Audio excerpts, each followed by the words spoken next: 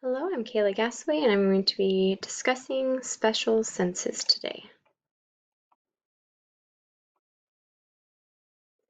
The objectives of this PowerPoint are to first review the case study involving the senses, then explore how each sense plays a specific role within the case study,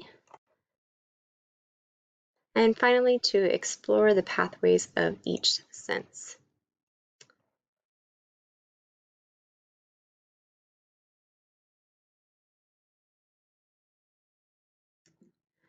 All right, imagine a foggy day where you are riding a bike on a busy road and nearing a four-way intersection. As you approach the intersection, you notice three other cars, various signs, the smell of burrs in the air. You look to see if the train is approaching and if it is safe to proceed. As you slow to a stop, you are more aware of the sounds of the cars and the wind. You come to a stop, take the foot off the pedal, and place it on the ground to stabilize you as you stop. You look at the surroundings to determine if it is safe to proceed. During that short 5 to 10 seconds, countless of the body's senses have been working to take in all of the surroundings and give the brain information to make a decision on what to do next. Sense of sight. When approaching the intersection, vision, which is the perception of light reflected by various objects, according to Ammerman, allows you to perceive what is going on. Visibility is low due to fog, but you are still able to see three other cars on the road and the railroad crossing sign as you pass it on the right, and the railroad arm as you approach it. You also notice the slickness of the road as you stay within the bike lanes.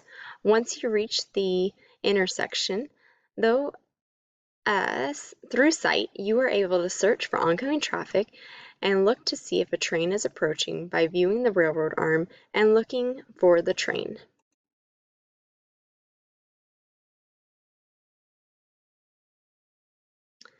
Sense of sight. The different parts of the eye work together to allow for the sense of sight. According to the National Eye Institute, the light initially passes through the cornea at the front of the eye and enters the pupil. The iris is designed to control which light enters the pupil and contracts to allow less light to enter when needed. Light then goes through the lens, which works through the cornea to allow the light to hit the retina.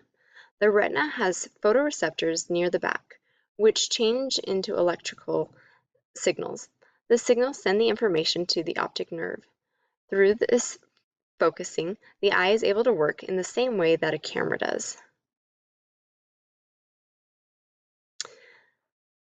As the photoreceptors change the energy to electrical signals, through the optic nerve, the action potential, or the quick electrical charge, sends signals to the brain. The signals are crossed at the optic chiasma and split into the two hemispheres of the brain, according to Ammerman. The signals are then sent to the occipital lobe, which houses the primary visual cortex. The primary visual cortex is then able to put the images back together and process the information. Your sense of smell. As you ride your bike toward the intersection, you smell the wet dew caused by the fog. Off to the left of you is a hamburger joint that is obviously cooking, as you can smell the delicious smell of hamburger. The olfactory system is allowing you to detect each of these smells, and while it can simply detect them, the nervous system is what is allowing you to recall that you think the hamburger smells delicious. And that is according to Ammerman. Since you are hungry, you try to take a deeper breath, a deeper smell, to get a better whiff of the hamburgers. However, you have now gotten closer to the other vehicles and got a nice sense of car exhaust. According to Ammerman, the olfactory bulb is found in front of the brain and is responsible for sending the sensation of the central nervous system to process the smell. This is done as the olfactory receptors initially sense the smell, and then the olfactory receptor cells and olfactory hairs send signals to the olfactory filaments, which make up the olfactory nerves. According to the National Institute of Deafness and Other Communication Disorders, again, this action potential is from the olfactory system is sent to the brain. This is done through the signals from the olfactory nerve going through the olfactory cortex. The information is processed in the frontal lobe within the olfactory cortex. Your sense of hearing. As you ride your bike toward the intersection, you hear many different sounds around you. According to Ammerman, these sound waves are simply displaced air that is traveling through the air. Various cars around you are making a variety of noises, including rumblings and humming of engines, as well as one vehicle needs to get its brakes checked, as they have squeaky brakes.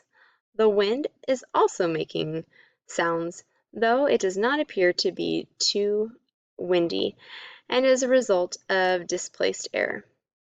You are acutely aware of the sounds around you as you are always listening for other sounds such as an ambulance. As you approach the intersection, you listen for sounds of other cars that are not already visually aware of, as well as the sound of a train, since visibility is lessened. According to the National Institute of Deafness and Other Communication Disorders, the sound waves enter through the canal toward the eardrum. The sound waves cause a chain reaction of vibrations to occur. The eardrum vibrates, the tympanic membranes, auditory ossiculus, and oval window.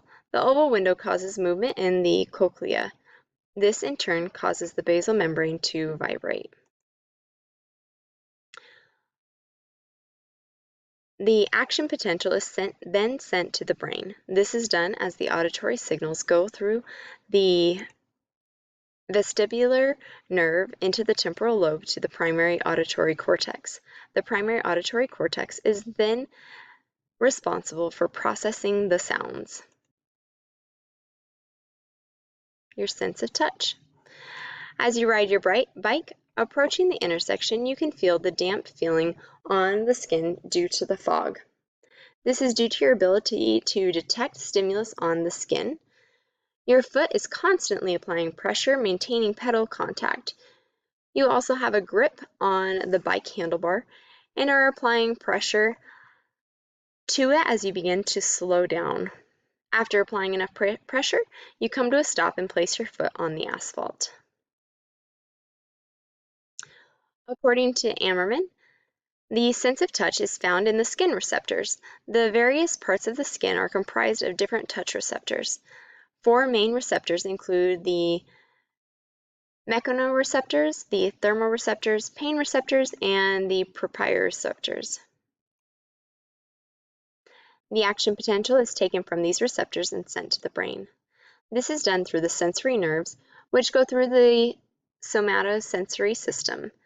This is sent to the parietal lobe, to the somatosensory association cortex, which processes the information. Your sense of acceleration. As you approach the intersection, you begin to deaccelerate and will do so quickly enough to stop before reaching the intersection. Part of determining if it is safe to enter the intersection is determining how long it will take you to clear the intersection and how quickly you will be able to clear the intersection to avoid any oncoming vehicles. According to Ammerman, acceleration is felt and processed through parts of the ear. The vestibular system, which houses the otolic membrane, has 2 main types of organs responsible for acceleration. The otricicle, which feels horizontal acceleration, and the succula, which feels vertical acceleration.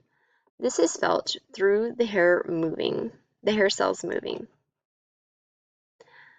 Again, action potential is sent to the brain, which is signaled from the vestibular system. This signaling is sent to the parietal lobe, which then processes the information. Your sense of equilibrium. As you approach the intersection, you continue to balance on the bicycle to stay upright and in your lane. As you begin to slowly deaccelerate, you must continue balancing as your momentum changes. Once you reach the intersection, you must then change your balance to now include standing on the ground. Once you have determined if it is safe to proceed, you must maintain balance as you take your foot off the ground and begin pedaling, correcting any wobbles as you go. According to informedhealth.org, one sense of equilibrium is felt from 3 different sources: the visual system, the receptors in the joints and muscles, and the vestibular system. Within the vestibular system, equilibrium is dependent upon the inner ear and the vestibular sensation. The inner ear contains organs that deal directly with equilibrium, the static equilibrium, and dynamic equilibrium. Action potential from these senses is sent to the brain. The signals from the vestibular nuclei go to the central nervous system. This allows us to keep our balance and know what position our body is in. Within the cerebellum, the central nervous system processes the information. How do all of these senses work together? According to Ammerman, special senses do not function in isolation. Each sense receives their stimulus, and the brain then connects them all together. The receptors will sense the stimulus and go through their pathways. The central nervous system receives the stimulus and processes the information to produce a response. This is able to happen almost instantly. Looking again at how each of these senses work together in relation to this case study, when approaching the intersection, each of the senses are taking in their own stimulus and allowing the brain to form a whole picture. Through sight, you are able to see where each of the 3 cars are located, who stopped first at the intersection, and when it is safe to proceed. Through hearing, you are able to listen for any cars that may be continuing and listen to hear if the train is coming and simply out of sight. Through touch, you are able to maintain control of the bike by applying pressure to the pedals and on the brakes, stop when needed. By initially taking in each of these senses, you are able to make an initial decision about the safety of entering the intersection. Once those senses feel it is safe, you are able to use your sight to view the space to see if your acceleration will be enough to get you through the intersection in the time allowed. All of this must be done while being balanced as to be able to stay on the bike. While the sense of smell does also happen in smelling the delicious hamburgers, it does not influence the decision on whether it is safe to move forward through the intersection.